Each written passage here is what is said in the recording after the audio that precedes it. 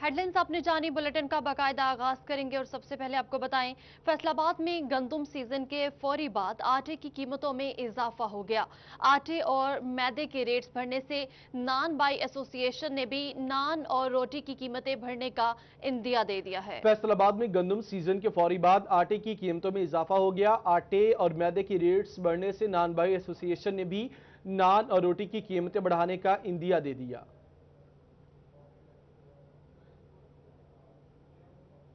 गंदम के सीजन के फौरी बाद आटे की कीमतों में इजाफा हो गया, जो कि नामुमकिन है, मगर ऐसा हकीकत में नजर आ रहा है। आटे और मैदे की कीमतें बढ़ने के बायस नान बाई एसोसिएशन की जानिब से रोटी और नान की कीमतों में इजाफे का भी अंदिया दे दिया गया है। दूसरी जानिब फ्लोर मिल्स एसोसिएशन के अहदेदारान की जानिब से कहा जा रहा है, गंदम की कम मिकदार मिलने की वजह से मसला पैदा हो रहा है। जो हमें कोटा दिया जा रहा है वो 50% भी नहीं, इसलिए हुकूमत फ्लोर मिल्स को कोटा पूरा दे तो आटे की कीमतें कम हो सकती हैं। जो गंदम मार्केट में आ रही है उसका दिन ब दिन रेट ऊपर जा रहा है। आज का फैसलाबाद का रेट 2150 रुपये मन है। जब 2150 रुपये मन की गंदम होगी तो उसके ऊपर आप समझें कि 6 रुपये केजी उसकी पसाई, पैकिंग, किराया सारा आ जाएगा, तो उसी मुताबिक आटे का रेट निकलेगा।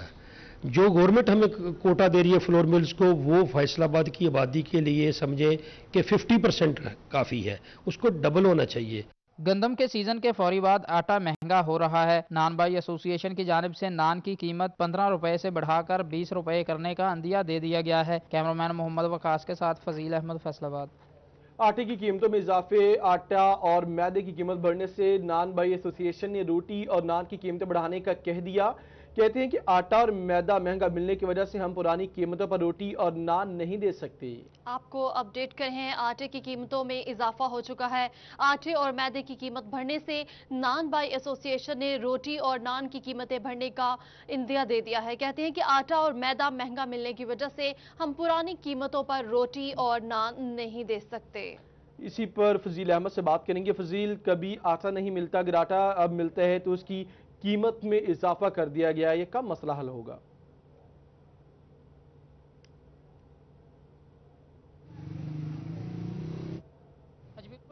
फैसलाबाद डिवीजन भर में आटे का जो कीमतों का मसला चल रहा है, उसके बाद अब जो मैदा है वो भी महंगा हो चुका है, जिसके बाद ख़ास तौर पर जो नान बाई एसोसिएशन है उनकी जानिब से ये कहा जा रहा है कि आटा और मैदा महंगा होने की वजह से रोटी और नान की पुरानी कीमतें जो हैं वो उस पर हम रोटी या नान सेल नहीं कर सकते, उसमें हमारा नुकसान होता है। हुकूमत की जानिब से जो महंगा आटा और महंगा मैदा है उसकी कीमतों पर कंट्रोल नहीं किया जा रहा, जिसकी वजह से हमें शदीद मुश्किलात का सामना करना पड़ रहा है। नान बाई एसोसिएशन के सदर वसीम ज़बीउल्लाह हमारे साथ मौजूद हैं, उनसे मजीद पूछते हैं आखिर वजह क्या है कि गंदम के फौरी सीजन के बाद जो आटा और मैदे की कीमतें हैं वो कंट्रोल से बाहर हो चुकी हैं, इनको क्या मुश्किलात हैं? जी वसीम भाई बताइएगा, क्या कहेंगे आपके जो रोटी और नान की कीमतें अब बढ़ाने का अंदिया दिया जा रहा है एसोसिएशन की जानिब से आपकी, और जो आटा महंगा हो रहा है, मैदा महंगा हो रहा है, इसकी आखिर वजह क्या है? जी बिस्मिल्लाहिर्रहमानिर्रहीम। ये सबसे बड़ी वजह तो ये गवर्नमेंट की नाकस पॉलिसी है। इनको चाहिए था कि बड़े बड़े ज़िम्मेदारों से जिन्होंने ये स्टार्ट किया, जिसकी वजह से ये बुरहान आया, उसको ये कंट्रोल में लेके आते। दूसरे नंबर पे अदम दस्तयाबी जो है, और तीसरे नंबर पे गवर्नमेंट का जो जिसके पे कीमतें खरीद कर रही है वो तकरीबन 1400 से 1600 रुपये मन के हिसाब से खुद खरीद कर रहे हैं। तो ये महंगाई का वो जो बल्टन है वो हमारे गरीबों, छोटे होटल, छोटे तंदूरों पे आया है। मैदे का आज का रेट आप चेक कर लें, 5500 से 6000 रुपया रेट है 80 किलो की बोरी का, 1.5 नंबर आटे का। माजरे के साथ कहना चाह रहा हूँ कि गवर्नमेंट को अभी तक यही नहीं, मेरे हिसाब से कंसेंसस अभी इसी पे नहीं इनको पता कि जो ये रेट अपने नर्क पे बेच रहे हैं आटे का, वो नीरी चोकर है, उसकी रोटी तंदूर में लग नहीं सकती। और आज का रेट 5500 से 6000 रुपया बोरी का, 1.5 नंबर 80 किलो आटे का, जिसके हिसाब से 70 रुपये किलो हमें आटा पड़ रहा है। और मैदा जो है वो भी आसमान से बातें कर रहा है। 50 किलो थैला जो है मैदे का, क्योंकि इसकी क्वांटिटी इस तरह आती है, 50 किलो की क्वांटिटी जो है वो 4000 रुपये में मिल रही है, 80 से 85 रुपये केजी वो मिल रहा है। तो कैसे पॉसिबल है कि इस महंगाई के इस वक्त में, हालांकि आज तक नहीं ऐसे हुआ कि इन दिनों में जब नई गंदम का आना हो और रेट यहाँ। अच्छा वसीम भाई मुझे ये बताइएगा कि अब जो मैदे का रेट जा रहा है, पहले 15 रुपए का नान सेल हो रहा है, अगर अब मैदा इतना महंगा हो चुका है तो कितने रुपए आप महंगा करेंगे? दुकानदार नान की कीमत कितनी बढ़ाएंगे? तकरीबन ये 10 से 15 रुपये बढ़ेगी जी। वो इस वजह से 10 से 15 रुपए बढ़ेगी। एक तो 22 मार्च से जब से लॉकडाउन हुआ है, हमारे तंदूर और हमारे ये जो होटल थे ये सारे बंद पड़े हुए थे। बंद होटलों का किसी का पौंड का 1.5 पौंड का 8 पौंड तक इसकी कैपेसिटी होती है जो कमर्शियल मीटर्स की। बंद वो गैस का बिल भी आया और उसके अलावा मैदे का ये बढ़ना और ऊपर से काम का ना होना, ये सारे सवाल जो एक तरह, क्योंकि इनके एक्सपेंस हैं तंदूर के, जाहिर सी बात है नान ऐसे नहीं लगना, तंदूर ने 2-3 घंटे गर्म होना उसके बाद चलना है। तो ये सारे एक्सपेंस, सबसे बड़ा एक्सपेंस जो है मैदे का महंगा होना है और अदम दस्तयाबी भी इसके अंदर इंक्लूड है। जी बिल्कुल, सबसे बड़ी जो वजह है वो मैदा महंगा होना है। इसके बाद जो खर्चे उसके ऊपर आते हैं वो वजह है, और इनकी जानिब से ये कहा जा रहा है कि नान की कीमत जो है वो 10 से 15 रुपए बढ़ने का खदशा है, क्योंकि मैदा जो है वो महंगा हो चुका है। इसके साथ ही आटा भी महंगा हो चुका है, और इनकी जानिब से ये कहा जा रहा है कि हुकूमत की पॉलिसियों की वजह से ये सब चीज़ें जो हैं वो उभर रही हैं कि आटा महंगा हो रहा है, मैदा महंगा हो रहा है, और जो गंदम है उसकी कीमतें भी बढ़ रही हैं, जिसकी वजह से ये जो छोटे दुकानदार हैं, तंदूर के मालकान हैं, उनको खासी मुश्किलात का सामना है। इसलिए हुकूमत को चाहिए कि बढ़ती हुई महंगाई पर कंट्रोल करे और जो ज़ख़ीरा अंदोज़ हैं उनके खिलाफ कार्रवाइयाँ की जाएँ। कोटा जो है गंदम का वो बढ़ाया जाए ताकि इस महंगाई को कंट्रोल किया जा सके। जी ठीक है फजील अहमद, बहुत शुक्रिया, आपने हमें तफसीलात से आगाह किया।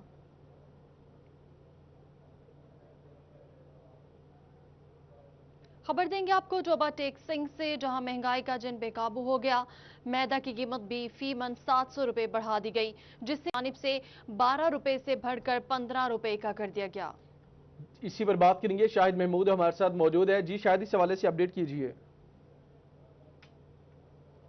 जी बिल्कुल, अगर बात की जाए हुकूमत की जानब से आए रोज जो है महंगाई की जा रही है। अब जो है मैदा भी एक बार फिर जो है महंगा कर दिया गया है। 4700 रुपए की बोरी से बढ़ाकर अब 5400 रुपए की बोरी कर दी गई है, जिसके बाद आज जो है होटल मालकान की जानब से नान जो है 12 रुपए से बढ़ाकर 15 रुपए कर दिया गया है। इस वक्त मेरे साथ एक मजदूर मौजूद है, उनसे बात कर रहे हैं वो ज़िंदगी किस तरह से अपनी गुजारते हैं। आप बताइए किस तरह से समझते हैं, क्योंकि खाना पीना हर इंसान की ज़रूरत है और आज अपना भाई बहुत मुश्किल हो गया।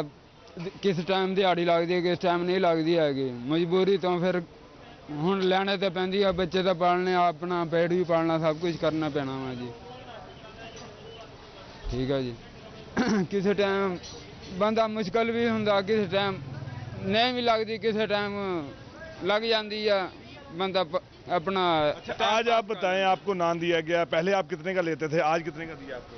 15 रुपए का हो गया जी, 12 रुपए का लेते थे। किस तरह समझते हैं हर रोज मजदूरी करना, उसके बाद हर चीजें महंगी चीजें वसूल करना, शाम को बच्चों का पेट पालने? बहुत मुश्किल हो गया भाई, बहुत मुश्किल हो गया इस करके के पेट पालना केड़ा ना जी।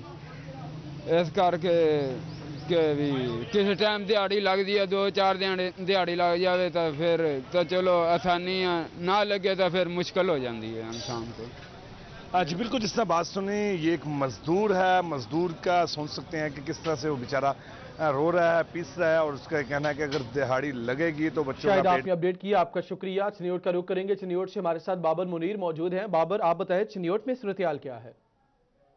बिल्कुल जी, हुकूमत की जानिब से अवाम पर एक और बम जो है वो गिरा दिया गया है। जो मैदे की कीमतें थी वो बढ़ा दी गई हैं। पहले आटे की किल्लत जो है वो बरकरार थी, आटे के नर्स जो है वो आम शहरी की पहुंच से दूर हुए हैं, और अब मैदे की कीमतें जो है वो बढ़ा दी गई हैं, जिस वजह से जो नान बाई एसोसिएशन है उन्होंने भी नान के रेट जो है वो बढ़ाना शुरू कर दिए हैं, जिससे शहरी जो है वो खासे परेशान नजर आ रहे हैं। शहरी मौजूद है, उनसे बात करते हैं।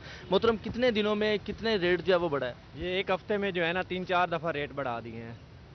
पहले नान जो था वो 10 रुपए का था, 12 का हो गया, 12 वाला जो है वो 15 का हो गया है, और मुसलसल रेट जो है ना वो बढ़ रहे हैं, क्योंकि पीछे से जो है ना उनको मैदा जो है वो आटा जो है वो महंगा मिल रहा है, इसलिए उन्होंने जो है ना वो रेट बढ़ा दिए हैं। और जो रेट नहीं बढ़ा रहे उन्होंने वज़न में कमी कर दी है, और कोई पूछने वाला नहीं है। हुकूमत को चाहिए कि इस सिलसिले में जो है ना कुछ जो है ना वो अपना। बिल्कुल जी, शहरी जो है वो हर बार हुकूमत से ये मुतालबा करते हैं कि हुकूमत उन्हें किसी किस्म का कुछ रिलीफ जो है वो दे, लेकिन हुकूमत जो है वो शहरियों को किसी किस्म का भी रिलीफ जो है वो महंगाई के हवाले से देने में बुरी तरह नाकाम नजर आ रही है। दुकानदार भी मौजूद हैं, उनसे भी बात करते हैं। मोहतरम, कितने दिनों में कितना रेट जो है वो इसका थैले का बढ़ा है मैदे का, और अब नान की क्या सूरत हाल है, किस रेट पर दे रहे हैं? सर आजकल तो मतलब रेट का कोई टाइम ही नहीं है। अब 2700 रुपया था, ये तकरीबन 5-6 दिन के अंदर ना 4 दफ़ा बढ़ गया। पहले 2700 का था, फिर हो गया 3100 का, फिर 3200 का हो गया अगले दिन, अगले दिन मैंने सुबह ले लिया 3200 का, शाम का मैंने लेना था वो तो 3600 का मिल गया। तो अब क्या करें, मजबूरी है, हमारे किराया देना होता है, मुलाजिम रखे हुए हैं, गैस का बिल देना होता है, बहुत ज़्यादा मजबूरी है, हम अपना खुद हिसाब करके भी अपने जेब से डालना पड़ता है। हालांकि हमारा दिल नहीं करता कि उसको बढ़ाए, लेकिन क्या करें, मजबूरी बन जाती है, तो ये सारा कवर भी करना पड़ता है। तो क्या ठीक करें। है बाबर, बहुत शुक्रिया, आपने हमें आगाह किया। अब रुख करेंगे झंग का, जहां नान की कीमत 15 रुपए होगी, रोटी 8 रुपए में फरोख्त होने लगी। दिहाड़ीदार तबका भी परेशान है। इसी पर मजीद बात कर लेते हैं मुबशर हसन नकवी से। जी मुबशर हसन, मजीद आगाह कीजिएगा। बिल्कुल, आटे की कीमत में उतार चढ़ाव के बाद अब मैदे की कीमत में भी इजाफा हुआ है और यही वजह है कि शहर में अभी जो नान की कीमत है उसमें खासा इजाफा देखने में आया है। अंदरून शहर में नान जो है वो 15 से 20 रुपए में फरोख्त हो रहा है। तो हम ऐसे होटल जो ट्रक अड्डों के करीब मौजूद है वहाँ पर रोटी की कीमत में अभी भी जो है वो कमी है। 6 रुपए की रोटी जो है वो फरोख्त की जा रही है। मैं से मौजूद हूँ झंग में टोबा रोड पर वाक़ एक होटल पर, जहाँ पर रोजाना दिहाड़ीदार मजदूर यहाँ पर आते हैं, रोजाना की बुनियाद पर यहाँ पर खाना खाते हैं और इस वक्त वो यहाँ पर खाना भी खा रहे हैं। उनसे बात भी करेंगे कि महंगाई की वजह से उन्हें किस किस्म की मुश्किलात का सामना करना पड़ रहा है। आप बताइएगा कि कितनी दिहाड़ी आपकी, क्या परेशानी होती है? रोटी में महंगी हो गई है सर, 700 रुपये दिहाड़ी और 7 बंदे खाना लें जी, तो और पूरे नहीं पड़ते। 100 रुपये की एक टाइम की रोटी खाते हैं हम, और दूसरे टाइम की 100 रुपये खाने पीछे बचत नहीं होती। चीनी इतनी महंगी होगी, 80 से 85 रुपये किलो हो गया, और दाल है वो भी 120, 30, 60 रुपये किलो हो गया। बिल्कुल जी, महंगाई बहुत ज़्यादा होगी। कोई नियात मेहरबानी करिए जी। क्या मुतालबा करना चाहेंगे हुकूमत से? भाई अभी कोई सस्ती चीज़ें हो जाए, मेहरबानी होगी यार। दिहाड़ीदार मजदूर है ये शख्स, इसका कहना है कि 700 रुपये इसकी दिहाड़ी है और एक टाइम का जो खाना है वो 100 रुपये में उसको जाकर पड़ता है, जिसकी वजह से उसके लिए खासा मुश्किल हो गया कि एक वक्त की रोटी भी खाना। इस हवाले से बात भी कर लेंगे जो तंदूर के मालकान हैं, उनसे जानते हैं। आप बताइएगा कि जो रोटी की कीमत में इजाफा हो रहा है, नान की कीमत में इजाफा हो रहा है, इसकी वजह क्या है? क्योंकि आटे का और मैदे का रेट एक जगह रुक नहीं रहा, कभी बढ़ जाता है, कभी कम कर देते हैं। मजबूरन हमें रेट महंगा करना पड़ता है। हमारी कोशिश यही होती है कि आवाम को सस्ती और मेयारी रोटी दस्तयाब हो होटल में, लेकिन हुकूमत जो है वो एक रेट रखती नहीं है। हर चीज़ महंगी है, मजदूरी देनी पड़ती है मज़दूरों की, और ये दुकानों का बिल, बिजली, गैस, हर चीज़ महंगी है। हुकूमत को चाहिए कि हमें ज़्यादा से ज़्यादा रिलीफ दें ताकि हम सस्ती से सस्ती रोटी दें आवाम को। जो होटल के मालकान है उनका कहना है कि आपने अपडेट किया, शुक्रिया आपका। और अब रुख करेंगे गोजरा की जानिब, जहां हुकूमती पॉलिसीज के बायस गरीब आदमी के लिए 2 वक्त की रोटी भी मुश्किल हो गई। इसी पर बात करेंगे हाफिज फरहान अली से। जी बिल्कुल, हुकूमती पॉलिसियों के बायस गरीब आदमी के लिए 2 वक्त की रोटी भी मुश्किल हो चुकी है। मैदे की कीमतों में बेबहा इजाफा हो चुका है। इसके साथ साथ आटे की जो कीमतें हैं वो भी 860 रुपये तक का जो ठेला है वो 20 किलो का फरोख्त हो रहा है, जिसके बायस रोटी की जो कीमत है वो 8 रुपये जो होटलों पे मुयसर है। इसके साथ साथ नान जो है, एक सादा नान जो है वो 12 रुपये तक फरोख्त हो रहा है। मेरे साथ कुछ शहरी मौजूद हैं, इनसे बात करते हैं, इनसे पूछते हैं को इस हवाले से क्या क्या कहते हैं। भाई जान, क्या कहेंगे आप? रोटी आप लेने आए हैं, नान भी लेने आए हैं, तो कितने का मिल रहा है और क्या हुकूमत के पॉलिसियों पे कहेंगे? ये दिन ब दिन महंगाई बढ़ती जा रही है। पहले रोटी 6 रुपये की थी, अभी ये रोटी 8 रुपये की हो गई है। नान 12 रुपये पे चला गया है। ये दुकानदार भी अपनी खुद मर्जी से अपने रेट बढ़ा देते हैं। ये हुकूमत की बहुत बड़ी नाकामी है। ये तहरीक इंसाफ की हुकूमत आई है कि गरीब आदमी को ये सहूलतें देगी। ये दिन ब दिन इतना ये लोग कर रहे हैं कि गरीब आदमी ना रोटी खा सकता है, ना सालन ले सकता है। हर चीज़ में महंगाई हो रही है। ये तहरीक इंसाफ की हुकूमत में, जो पहले हुकूमतें थी उनमें कुछ रिस्पॉन्स मिल रहा था आवाम को, लेकिन अभी तो रोटी खानी हमारे लिए मुश्किल हो गई है। जी, जैसा कि आपने सुना कि शहरी जो है काफ़ी परेशान नजर आते हैं। मेरे साथ hotel tandoor and restaurant association के जनरल सेक्रेटरी भी मौजूद हैं, उनसे बात करते हैं, उनसे पूछते हैं कि क्या वजह है, क्यों रोटी और मैदा जो है वो महंगा होता जा रहा है। अमजद भाई मुझे बताएं, रोटी भी महंगी होती जा रही है, नान भी 12 रुपये का हो गया, क्या कहेंगे, क्या वजह क्या है? देखिए सर, जो आवाम का मसला है ना वो जेन्युइन है कि महंगाई बढ़ रही है, लेकिन दुकानदार भी इसमें मजबूर हैं। देखिए आटे का जो रेट है वो पहले 1 माह कबल जो है 1.5 माह कबल 805 रुपये एक्स मिल रेट था, जो गवर्नमेंट का और फ्लोर मिल मालकान के माबैन जो सरकारी रेट तय हुआ था। अब जब ये आटे का बहरान आया था, तो जब सरकारी गंदम नहीं मिल रही थी, तो ये 1100 रुपये तक जो है वो आटे का थैला गया है। अब जब सरकारी गंदम मिलनी शुरू हुई है तो 860 रुपये का थैला जो वो मार्केट में मिल रहा है। तो ये आटे की कीमत भी बढ़ी है, और मैदा जो है वो रमज़ान मुबारक से बाद ईद उल फितर से लेके अब तक तकरीबन 2000 रुपए एक बोरी जो 85 किलो की मिल से मिलती है उसमें 2000 रुपए तक जो है वो इजाफा हो अपडेट चुका है। किया, आपका शुक्रिया। उधर फैसलाबाद में मैदे की कीमतों में तेजी, मगर रोटी और नान की कीमतों को ब्रेक लग गई। इसी पर बात करेंगे, हमारे साथ रमजान मिर्जा मौजूद हैं। जी बिल्कुल, जहां पर जो गंदम की कीमतें हैं उनमें तेजी आई तो इसके साथ साथ आटा भी महंगा हुआ। हुकूमत ने निर्ख भी तय किए लेकिन अमल दरामद नजर नहीं आ रहा। तो दूसरी जानब जो मैदे का रेट है वो भी खासा तेज होता हुआ दिखाई दे रहा है। गुज़िश्ता 3 माह में मैदे की कीमतें जो हैं वो 2 गुना हो चुकी हैं, लेकिन नान की कीमत वही है जो आज से 3 माह पहले थी। एक तरफ जो महंगाई है उसने कमर तोड़ी तो दूसरी तरफ कोरोना बहरान नान बाई एसोसिएशन और उससे जुड़े हुए कारोबार के लिए जो था वो तबाही साबित हुआ। इसी मामले को देखते हुए जड़ावाला से ताल्लुक रखने वाले नान बाई जो हैं वो इस वक्त डिप्टी कमिश्नर कॉम्प्लेक्स के बाहर सरापा एहतजाज हैं। इस वाले से इनसे बात भी करते हैं और अनोखा एहतजाज इसलिए भी है कि इनके पास वाइट चार्ट मौजूद हैं लेकिन उनके ऊपर कुछ भी नहीं लिखा गया। हमारे साथ मौजूद से बात कर बताइएगा सबसे पहले कि ये वाइट चार्ट हैं, कुछ भी ऊपर नहीं लिखा गया, क्या मामला है? बिस्मिल्लाहिर्रहमानिर्रहीम। सर ਅਸੀਂ ਪੁਰਅਮਨ ਇਤਜਾਜ ਕਰਨਾ ਚਾਹੁੰਦੇ ਆ ਤੇ ਅਸੀਂ ਸਿਰਫ ਡੀਸੀਓ ਸਾਹਿਬ ਅੱਗੇ ਇਸ ਤੋਂ ਪੇਸ਼ ਹੋਏ ਆ ਕਿ ਸਾਡੇ ਨਾਲ ਜਿਹੜਾ ਨਾ ਬਹੁਤ ਜ਼ਿਆਦਾ ਜ਼ੁਲਮ ਹੋ ਰਿਹਾ, बहुत ज़्यादा ਅਸੀਂ नुकसान से जा रहे हैं। अच्छा ये बताइएगा कि रमज़ान के दौरान जो आटे मैदे का 50 किलो का थैला था उसकी कीमत क्या थी और इस वक्त क्या है? सर जो रमज़ान के दरमियान था जो उसकी कीमत थी 1950 रुपये। आज जो कीमत है सर 3800 रुपये हो चुकी है, जो कि सर तब भी नान 10 रुपये का सेल हो रहा था और आज भी 10 रुपये का सेल हो रहा है। तो आप महंगा क्यों नहीं करते या उसका वजन कम क्यों नहीं करते? सर वो इसीलिए नहीं करते, अगर हम महंगा करते हैं सर तो हमें जुर्माना पड़ता है, दुकान सील करते हैं, सजा देते हैं, 20-20 हज़ार 25-25 हज़ार रुपया जुर्माना करके दुकान सील करते हैं। इसीलिए आए हैं डीएसओ साहब के पास कि हम गरीब आदमी हैं, हमारा बहुत नुकसान हो रहा है। ठीक है जी, मजदूर आदमी है, जो कारीगर है वो भी कह रहा है जी हमारी दिहाड़ी बढ़ाओ, हमारा नहीं इतने में गुजारा हो रहा। और सर जो बिल था वो आता था 25-26 हज़ार महीने का, अब बिल आ रहा है जी 55-56 हज़ार जो एक महीने का आ रहा है। ठीक है सर, और असी बड़े मिर्जा साहब के कोल गए, मिर्जा अरशद साहब के कोल। बहुत शुक्रिया, आपने हमें अपडेट किया। आटे की कीमत बढ़ी तो मैदे से बनी तमाम अशिया को भी पड़ लग गए। Nankhatai biscuit 400, coconut biscuit 400, bread 80, cake rusk 320, soft cake 320, बाकी खानी 280 में फरोख्त होने लगी। इसी पर बात करेंगे शाहिदा प्रवीण से।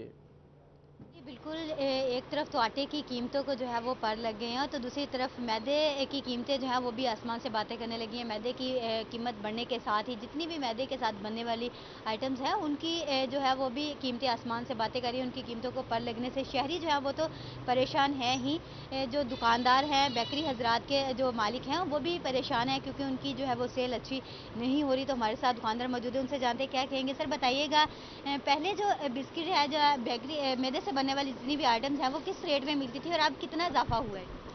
तकरीबन उनमें अब मैदे की वजह से 35-40% इजाफा हो गया, जो कस्टमर पे नहीं कर रहे। बहुत ज़्यादा कस्टमर परेशान है उसकी वजह से और हम उससे भी ज़्यादा परेशान हैं क्योंकि हमारी तो मैन्युफैक्चरिंग है तो वो बहुत ज़्यादा बढ़ गई है हमारी, तो इस वजह से वो बड़ी परेशानी बनी हुई है। सर जो बिस्किट्स है या केक है उनके क्या रेट्स में अभी मिल रहे हैं आपको? अभी हम 400 में सेल कर रहे हैं पर केजी, लेकिन वो हमारी कास्ट अब 380 तक आ गई है, लेकिन वो कस्टमर 400 से ज़्यादा पे नहीं कर रहा। जी बिल्कुल, जो बिस्किट है नान खताई वो तकरीबन 380 रुपये में उनको खुद से जो है वो मिल रहे हैं, जिसकी वजह से वो 390 या 400 रुपये में बेचने पर मजबूर दिखाई दे रहे हैं। उनका ये कहना है कि ठीक है शाहिदा परवीन, बहुत शुक्रिया। अभी आपको ये बताएं कि फैसलाबाद में जिला भर की 6 इलाजगाहें उम्र सीधा होने के सबब बीमार बन गई। मुनासिब देखभाल ना होने और फंड्स की कमी के बाद अपनी अफादियत खोने लगी। 3 बुनियादी मरकज़ सेहत, 2 डिस्पेंसरीज और रूरल हेल्थ सेंटर मुरम्मत ना होने के सबब खंडरात का मंजर पेश करने लगे, जबकि इन इलाजगाहों में तैनात अमला और इलाज की गरज से आने वाले मरीज खौफ हिरास का शिकार है। आपको अपडेट करें, फैसलाबाद जिला भर की 6 इलाजगाहें उम्र सीधा होने के सबब बीमार बनने लगी हैं। इसी पर मजीद तफसीलात जान लेते हैं आज़ादार हुसैन से। जी आज़ादार हुसैन, आगाह कीजिएगा।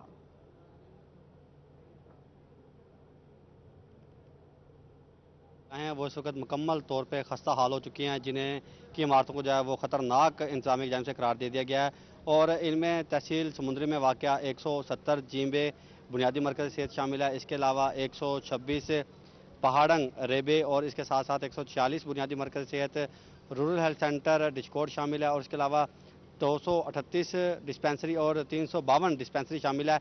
ये वो 6 मराकज़ सेहत हैं जिन्हें इंतजामिया की जानिब से जो है ख़तरनाक करार दे दिया गया। मगर लम्हा फ़िक्रिया यह है कि इमारत ख़तरनाक करार दिए जाने के बावजूद यहाँ पे अमला भी तैनात किया गया है और यहाँ पे मरीज़ भी इलाज मुआलजे की गर्ज से आ रहे हैं। मैं जिस बुनियादी मरकज़ सेहत के बाहर मौजूद हूँ, इसे 126 पहाड़ंग कहते हैं। अगर मेरा कैमरामैन दिखा सके कमर बूटा, तो आपको इसकी बिल्डिंग जो है वो जगह जगह से टूट फूट का शिकार नजर आएगी। और कब ये इमारत ज़मीन बोस हो जाए कुछ नहीं कहा जा सकता, क्योंकि आप इसका ये शेड दे सकते हैं कि जो शेड है वो मुकम्मल तौर पे नीचे को झुक चुका है और ये मुसलसल नीचे की तरफ ही जाता जा रहा है। अब अंदर के क्या मनाजर है हम अपने नाजरीन को वो भी दिखाते हैं, क्योंकि इमारत जो है वो ज़मीन बोस होने का खदशा पैदा हो चुका है, जिसके सबब यहाँ पे किसी वक्त जो डिस्पेंसरी यहाँ पे बनी हुई थी, यहाँ पे मरीज़ अपना चेकअप करवाने के बाद यहाँ से अद्वियात लेते थे, तो इस हिस्से को जो है वो बंद कर दिया गया है। किस बिना पे बंद किया गया है हम आपको वो भी दिखाते हैं, क्योंकि इसकी जो छत थी वो आहिस्ता आहिस्ता गिरना शुरू होगी, जिसके बाद यहाँ पे तैनात अमले की जानिब से इसका ये कमरा ऐसे बंद कर दिया गया है। आप देख सकते हैं कि जो इमारत है, इमारत की जो छत है इस कमरे की, जहाँ पे डिस्पेंसरी कभी होती थी, इस वक्त ये खंडरार का जो है वो मंजर पेश कर रही है। इसके साथ एक और कमरा अगर आपको मैं दिखाऊं तो ये मेडिसिन स्टोर है, यहाँ पे अद्वियात रखनी होती है। और आप यहाँ पे भी देख सकते हैं कि ये जो छत है ये भी खस्ता हाल हो चुकी है, जिसके सबब यहाँ पे बारिश का जो पानी है वो टपकता है। और आप देख रहे हैं कि गुज़िश्ता रोज़ जो होने वाली बारिशें हैं उनका पानी यहाँ पे मौजूद है और ऐसे में यहाँ पे अद्वियात जो है वो भी ख़राब हो सकते हैं। हमारे साथ यहाँ पे तैनात अमला मौजूद है और यहाँ के इलाका मकीन मौजूद हैं, वो इस सिलसिले में क्या कहते हैं उनसे बात करने की कोशिश करते हैं। जी, आपने कभी कंप्लेन वगैरह की है इस बुनियादी मरकज़ से? बिस्मिल्लाहिर्रहमानिर्रहीम। जी, कंप्लेन तो बहुत दफ़ा की है, 10-12 साल हो गए हैं लगातार कंप्लेन ही हो रही है, लेकिन कंप्लेन के बावजूद इस इलाके के जो बासी हैं उनको हॉस्पिटल जो है वो उसकी नई बिल्डिंग नहीं मिल रही। बिल्डिंग इस हद तक खस्ता हाल हो चुकी कि किसी भी टाइम गिर सकती है, जानी नुकसान हो सकता है। हुकाम वाला से हमारी अपील है कि इस इलाके को बहुत बड़ा इलाका है, इस इलाके की जो आवाम है उसको फैसिलिटीज़ करने के लिए इस बिल्डिंग को बेहतर किया जाए। इस बिल्डिंग में जो है वो मुकम्मल जो है उसको अद्वियात फराम की जाए, मुकम्मल उसको तकरीबन इसकी कितनी आबादी है? ये तकरीबन ये 20,000 से ज़्यादा जो है ये इलाका जो है इसकी आबादी है और इसके जो इलाका मकीन है वो हॉस्पिटल ना होने की वजह से काफ़ी ज़्यादा परेशान है। बिल्कुल 20,000 के करीब आबादी है और इलाका मकीन जो है वो खासे परेशान है, क्योंकि कोई मुतबादल इलाजगाह नहीं है। जी बुजुर्ग, आप क्या कहेंगे? मैं यही कहूँगा कि ये जो मुतलका इसके महकमे हैं, ये हेल्थ है या हमारे DCO वगैरह हैं, इस पर ख़ास तवज्जो दें। ये हमारे लिए बहुत, ये अस्पताल की जो बिल्डिंग है सिरदर्द बन चुकी है।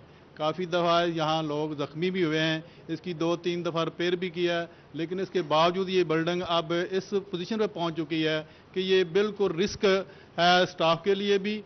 मेरी मुतलका जो भी अदारे हैं उनसे अपील है कि यहाँ खुद आकर देखें, हाई लेवल पे आकर देखें। दूसरा यहाँ मसला है पानी की निकासी का, जिसकी वजह से ये बिल्डिंग ख़राब हुई है। पानी के निकासी के सबब ये जो है हमारा खस्ता हाल होती जा रही है। सर, कभी कोई कंप्लेन की है कभी CO हेल्प को या जो PHFMC के PM साहब हैं? तकरीबन 2014 से हमने काफ़ी दफ़ा दरख्वास्तें दी है और ओवरसीज साहब आए थे महकमा बिल्डिंग की तरफ से। उन्होंने कहा कि ये बिल्डिंग जो है बिल्कुल खस्ता हालत है और ये नहीं बननी है, रिपेयर भी नहीं हो सकती। जी बिल्कुल, ये बिल्डिंग जो है वो रिपेयर भी नहीं हो सकती और यहाँ पे नई एक इमारत बनेगी। और 2014 से यानी कि कह सकते हैं कि 6 साल से जो है मुसलसल दरख्वास्तें दी जा रही हैं। अफसरान भी यहाँ पे विजिट करते हैं, मगर खुदा न खास्ता अगर यहाँ पे कोई वकूआ हो जाता है तो इसके ज़िम्मेदार कौन होगा? इस सवाल पर जब हमारी CO फैसलाबाद डॉक्टर मुश्ताक सिपरा से बात हुई है तो उनका ये कहना है कि हुकूमत के सिलसिले में आगाह किया हुआ है। जैसे ही हुकूमत की जानिब से हमें फ़ंड्स फराहम किए जाएंगे तो यहाँ पे या तो नई इमारतें तामीर कर दी जाएंगी या फिर इन्हें जो है वो दोबारा से रिपेयर करवा दिया जाएगा। जी आज़ादार हुसैन, बहुत शुक्रिया।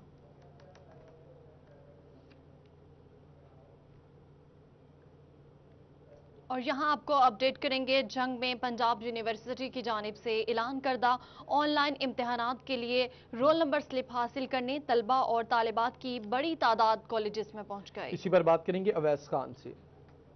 पंजाब यूनिवर्सिटी की जानिब से तजर्बाती तौर पे ऑनलाइन एग्जामिनेशन का आगाज़ 5 अगस्त से किया जाएगा, जिसमें BA, BSc और एसोसिएट डिग्री पार्ट 2 के इम्तहानात जो हैं ऑनलाइन तरीके से लिए जाएंगे। इस हवाले से जो है स्कूल कॉलेज़ के अंदर जो रोल नंबर स्लिप्स हासिल करने के लिए और फीसों की वसूली के लिए जो है बड़ी तादाद में तालिब इल्म मौजूद हैं। इस हवाले से मेरा कैमरामैन वसीम अजीज़ अगर आपको दिखा सकें तो यहाँ पे जो है एक तवील कतार जो है वो मौजूद है। स्टूडेंट्स जो हैं बड़ी तादाद में यहाँ पे मौजूद हैं, जो फीसेस जो हैं वो अपनी जमा करवाने के लिए यहाँ पे मौजूद हैं। इस वाले से तालिब इल्म जो है उसके अंदर खासी हद तक जो है इस बारे में लेके तहफ़्फ़ुज़ात पाए जा रहे हैं कि ऑनलाइन पे एग्जामिनेशन जो है उसका तरीका कार क्या होगा, किस तरह वो अमल दरामद होगा। इस हवाले से आगाही जो है वो हासिल नहीं हो रही। इस वजह से यहाँ पे तालिब इल्म मौजूद हैं, इनसे बात करेंगे। सर बताइएगा, ऑनलाइन एग्जामिनेशन जो है वो होने चले जा रहे हैं, क्या समझते हैं ऑनलाइन एग्जामिनेशन जो है वो किस तरह होंगे और कोई अब तक इस हवाले से आगाही? बैकवर्ड एरिया है हमारे पास, ना बिजली के स्लॉट मैसर है ना इंटरनेट के स्लॉट मैसर है। जिस तरह उन्होंने हमें ऐसा हिदायत दी है उसके मुताबिक अगर लाइट चले हमारा तो पेपर ख़त्म हो जाएगा ना। इसके रिलेटेड हम ज़ाहिर बात है वो पहली दफ़ा ये कर रहे हैं तजर्बा वगैरह। अब इसका हमें कोई इल्म नहीं है क्या तजर्बा करेंगे क्या नहीं करेंगे, इसके रिलेटेड हमें।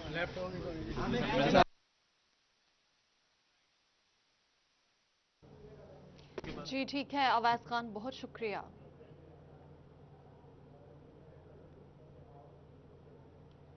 Come back. और यहाँ आपको बताएं, ईद के करीब आते ही चोरों और डाकू की तरजीहात भी बदल गई। फैसलाबाद में एक ही दिन में मुख्तलिफ इलाकों से 9 बकरे और 4 बैल चोरी हो गए, जबकि थाना सत्याना के इलाका 232 में 4 मुसल्ला डाकू जिम्मेदार की हवेली से गन पॉइंट पर लाखों मालियत के 5 कीमती बैल ट्रक पर लाद कर फरार हो गए। इसी पर बात करेंगे फरजाना सदीक से। करीब आते ही चोर और डाकुओं की तरजीहात भी बदल गई हैं। शहर में मवेशी जानवर चोरी होने का सिलसिला शुरू हो गया है।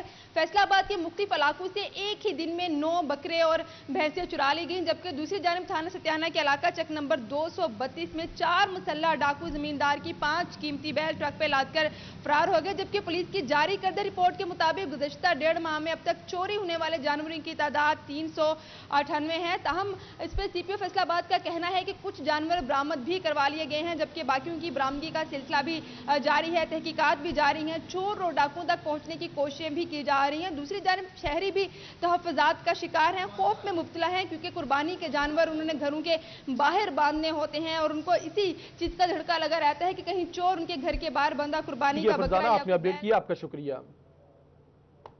अहमदपुर सियाल में ईद की आमद के साथ ही टाउन कमेटी गढ़ महाराजा का अमला मुतहरिक हो गया। इसी पर बात करेंगे, हमारे साथ अम्मार यासिर मौजूद हैं। ईद की आमद के साथ ही जो है टाउन कमेटी गढ़ महाराजा का अमला जो है CO टाउन कमेटी की सरबराही में मुतहरिक हो चुका है और जो है ईद के मौके पर जो है जानवरों की लाशें इकट्ठी करने के लिए मुख्तलिफ मकामात पर कंटेनर भी रखवाए जा रहे हैं। इस वक्त भी मेरे साथ जो है CO टाउन कमेटी वो मौजूद है, उनसे भी बात करने की सर एक अच्छे इक़दाम है कि कबल अज़ी जो है मुख्तलिफ अवकात में शापर दिए जाते थे, लोग जो है मुख्तलिफ मकामात पर लाशें फेंक देते, तो इस दफ़ा कंटेनर रखे जा रहे हैं। तो उम्मीद होगी कि लोग जो है अपनी जो है जानवरों की लाशें इन कंटेनर में डालेंगे, तो इस हवाले से मजीद क्या इक़दाम किए जा रहे हैं? जी भाई, अब कोशिश तो ये कर रहे हैं कि हमने 8 बनवाए हैं, 3 एयरपोर्ट पे और 5 इधर शहर में। इसके अलावा ये शापर भी इंशाल्लाह ताला देंगे इससे पहले। बाकी ये जो छिड़काव है और हमने रक्षे भी लिए, स्प्रे भी करवाएंगे साथ डेंगू का भी और ये कोरोना का भी, तो साथ साथ कोशिश करेंगे हम। और मैं थोड़ी सी आपके तवज्जो से आवाम से भी गुजारिश करूँगा कि वो जैसे ये कि वो तो ये कंटेनर में नहीं फेंकते बल्कि उसके साथ साथ फेंकते हैं, ये कंटेनर का सही इस्तेमाल करें। तो आप CO टाउन कमेटी का कहना था कि जो है गढ़ महाराजा मोड़ और गढ़ महाराजा शहर में मुख्तलिफ मकामात पर ये कंटेनर रखे जा रहे हैं ताकि शहरी जो है वो कुर्बानी के जानवरों की लाशें। ठीक है अमार यासिर, बहुत शुक्रिया। और यहाँ आपको बताएं, ईद कुर्बा की आमद के साथ ही मवेशी मंडियों और छुरियां टोकों की दुकानों पर रश बढ़ जाता है, लेकिन लालिया में खरीदार कम होने की वजह से दुकानदार परेशानी का शिकार हैं। अजमत बलोच अपडेट करेंगे। जी बिल्कुल, ईद कुर्बान की आमद है। जिस तरह मवेशी मंडियों में रश होता है तो इसी तरह जो छुरियां और टोके काम करने वाले लोग हैं उनकी दुकानों पर भी रश होता है और उनकी खरीदारी भी होती है। लेकिन यहाँ पर जो दुकानदार हैं वो काफ़ी परेशान दिखाई देते हैं। इस वक्त मेरे साथ जो दुकानदार मौजूद हैं जो छुरियां और टोकों का काम करते हैं, मजीद उन्हीं से जानते हैं कि उनको किस किस्म की जो परेशानी का सामना है। भाई जी अगले नालों हालात बड़े खराब है नो लॉकडाउन की वजह तो साडा काम जड़ा ना बिल्कुल तीजा चौथा महीना ठप हो गया ते असी थल्ले तो थल्ले आ गए हुण भी कुछ पैसे किदों लैके दे के ते असी जड़ा ना छुरियां टोके लै आंदे न मार्केट जो महंगे लै आंदे न फिर मार्केटा गए तो आंदे लॉकडाउन की वजह तो माल है ही नहीं। अच्छा चलो तरले मिन्नत नाल कुछ लै आंदा है मगर वो हुण आ गए तो फिर अगों पैसे गाहक भरदा ही नहीं पिया जे हर बंदे नाल ना अबा तबा करके तो मुड़ भी 150 चलो बच जाता मगर वो भी जड़ा हालात बड़े डाउन हो गए न। जी बिल्कुल बताया जा रहा है कि महंगाई की वजह से काफ़ी लोग हैं वो ख़रीदारी नहीं कर रहे और पिछले साल की निस्बत काम भी कम है और मार्केट से भी जो पैसा है वो भी उन्होंने उठाया हुआ है और अपनी परेशानी का बहुत शुक्रिया। आपको बताएं फैसलाबाद में सख्त अहकामात के बावजूद महकमा रेवेन्यू अफसरान अहले कमीशन से बाज न आए। सब रजिस्ट्रार और ADLRs ने अहले कमीशन की आड़ में प्रॉपर्टी का कारोबार करने वालों की मजबूरियों से नाजायज फायदा उठाना शुरू कर दिया। अब्दुर्रहमान अपडेट करेंगे। बात की जाए अगर यहाँ पर अहले कमीशन की तो अहले कमीशन की आड़ में यहाँ पर ADLRs और सब रजिस्ट्रार की जानब से मजबूर शहरियों को लूटा जाता है। अपनी मन जो मर्जी की फ़ीस है वो मुकर्रर की जाती है और आए रोज़ इनकी गैर हाजिरियों की वजह से इस काम को जानबूझकर प्रमोट किया जाता है। हमारे साथ यहाँ पर जुल्करनैन यूसुफ एडवोकेट मौजूद है, रेवेन्यू का काम करते हैं, उनसे भी बात करते हैं। सर बताइएगा, यहाँ पर आपका भी चक्कर लगता रहता है तो अहले कमीशन की जो कानून में गुंजाइश तो मौजूद है लेकिन इसको जो यहाँ पर इतना ज़्यादा फैला दिया गया, बार बार अहले कमीशन की आड़ में जो पैसा इकट्ठा किया जाता है, क्या कहेंगे इस पर? जी पहले तो मैं थोड़ा सा आपको डिफ़ाइन कर दूं कि पंजाब लैंड रिकॉर्ड अथॉरिटी और पंजाब लैंड रेवेन्यू एक्ट एक है 1968 का, उसका सेक्शन 17 में ये गुंजाइश दी गई है कि अहले कमीशन हम ले सकते हैं, लेकिन वो गुंजाइश उनके लिए दी गई है कि जो घर से आ नहीं सकते या बीमार है या ज़ईफ़ हैं या ऐसी औरतें हैं या बच्चे हैं या पर्दा नशीन औरतें हैं जो अदालत नहीं आ सकती हैं, यहाँ पे नहीं आ सकती, वो घर जाके उनसे जो है वो स्टेटमेंट उनकी रिकॉर्ड की जाए और फर्दर जो है वो रेवेन्यू का प्रोसेस कंप्लीट किया जाए और इंतकाल लगाया जाए। अच्छा, इस चीज़ को जो है वो लैंड रिकॉर्ड अथॉरिटी, जो पंजाब लैंड रिकॉर्ड अथॉरिटी है, उसको मिसयूज़ कर रही है, उसको गैर ज़रूरी तौर पर बहुत ज़्यादा पैसे 50-50 हज़ार तक की जो है ना वो डिमांड की जा रही है और लोग पे कर रहे हैं और अपना जो है वो काम करवा रहे हैं। ये गलत है, इस पे हायर अथॉरिटी जो है उसको एक्शन लेना चाहिए, लैंड रिकॉर्ड अथॉरिटी को भी एक्शन लेना चाहिए, CM को भी एक्शन लेना चाहिए कि इसको जो अहले कमीशन की फ़ीस गैर ज़रूरी तौर पर ज़्यादा वो ख़जाने में जमा करवाने की बजाय सब रजिस्ट्रार की जेबों में जा रही है, वो बहुत गलत है। इस पर लाजमी कोई ना कोई एक्शन ये इस मीडिया के थ्रू, आपके चैनल के थ्रू मैं कहूँगा कि लाजमी एक्शन ले। मुझे ये भी बताइएगा कि इसमें जो ये गैर हाजिरी की आड़ में जानबूझकर अहले कमीशन को प्रमोट कर रहे हैं यहाँ पर बैठ के काम करने की बजाय? बिल्कुल ऐसे ही है जी, सब रजिस्ट्रार जो है वो घर बैठे रहते हैं, नहीं आते या साइड पे बैठे रहते हैं, अपने ऑफिस में नहीं बैठते, अहले कमीशन पे जो है वो बयान करवाने पड़ते हैं, जो कि बिल्कुल गलत है। अच्छा बिल्कुल है, यहाँ पर कानूनी हलकों की जानब से भी यही बात की जा रही है कि अहले कमीशन की अपडेट करने के लिए शुक्रिया आपका। फैसलाबाद के स्कूल्स सरबराहान की DO सेकेंडरी एजुकेशन की बुलाई गई मीटिंग में अदम दिलचस्पी, इसी पर बात करेंगे मजीद। हमारे साथ जहांगीर अशरफ मौजूद है। जहांगीर, ये क्या मामला है?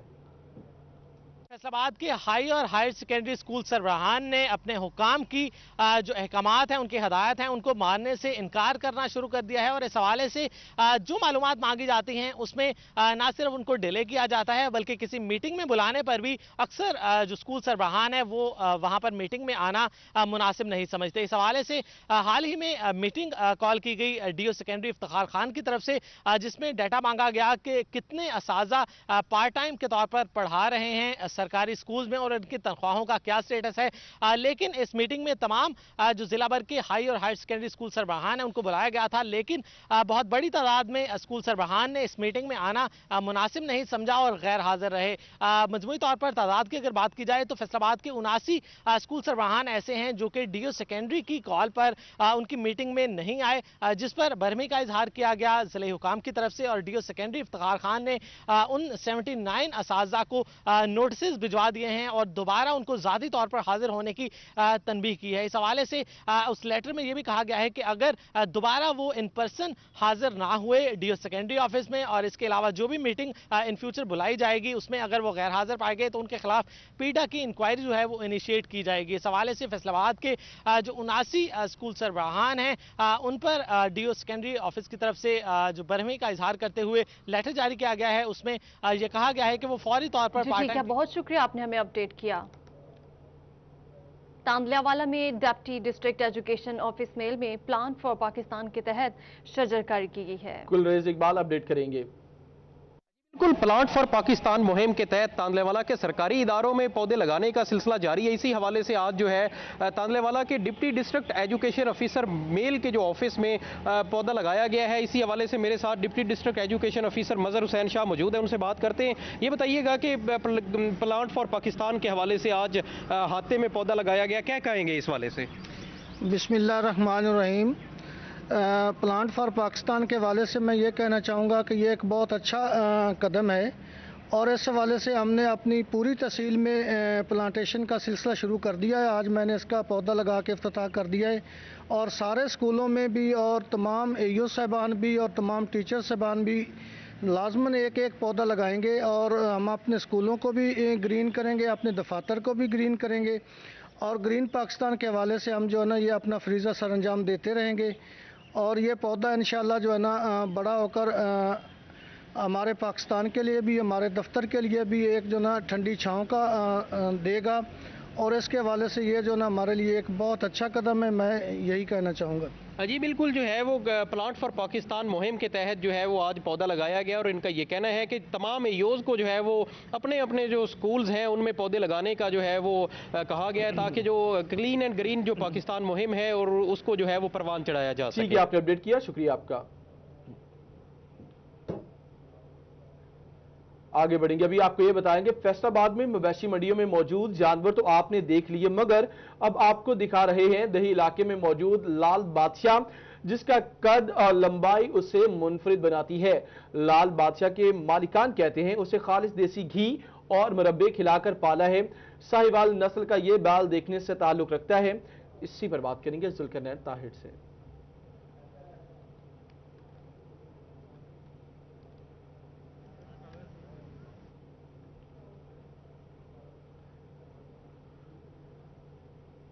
जी जुल्करनैन ताहिर, अगर आप मुझे सुन पा रहे हैं तो अपडेट कीजिए।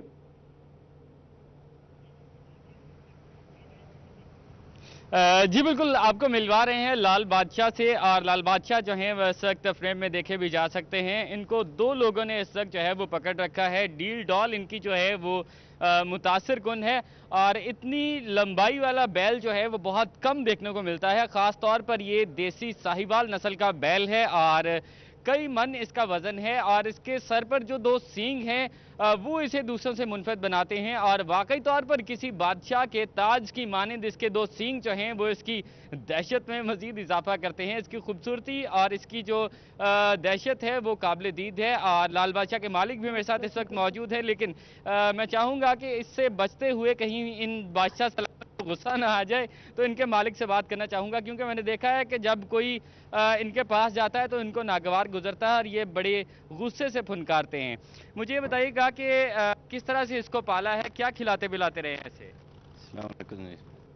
इसको खिलाते हैं जी दुध घ्यो, 10 किलो दुध इन डेली का देईदा, घ्यो देसी, अपना घर शौक ना पालिया हुआ, कोई फार्म नहीं साडा, कोई फील्ड नहीं, यानी कि अपनी शौक तू प्यार तू बाबा तू इनू 3 साल ते 3 महीने का है तकरीबन 3 साल ते 3 महीने का, बड़ी शौक ना हूँ वंडा वुंडा डंगर ना पाईदा, दूसरी फील्ड वगैरह वो नहीं, देसी है।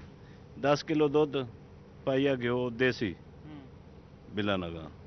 इसको दूध भी पिलाया जाता है अभी तक और इसको देसी घी भी खिलाया जाता है। इसके अलावा मुरब्बाजात भी खिलाए जाते हैं। सेब का मुरब्बा, गाजर का मुरब्बा जो है उसको खिलाया जाता है और इस बैल की जो कद काठी है, इसकी जो लेंथ है, इसकी जो लंबाई चौड़ाई है या इसका जो कद है वो देखने से ताल्लुक़ रखता है। सुर्ख रंग का ये बैल है और इसी वजह से इसका नाम जो है वो लाल बादशाह रखा गया है। और इसका इनके मालिकान का ये कहना है कि ये बैल जो है वो 3 साल का है और अभी जो है वो 4 दांत का है, यानी चौगा बैल है। और इसका वजन जो है इसके मालिकान के मुताबिक वो 25 से 30 है। जुल्करनैन, बहुत शुक्रिया, आपने हमें आगाह किया। न्यूज़ स्टूडियो से फिलवक्त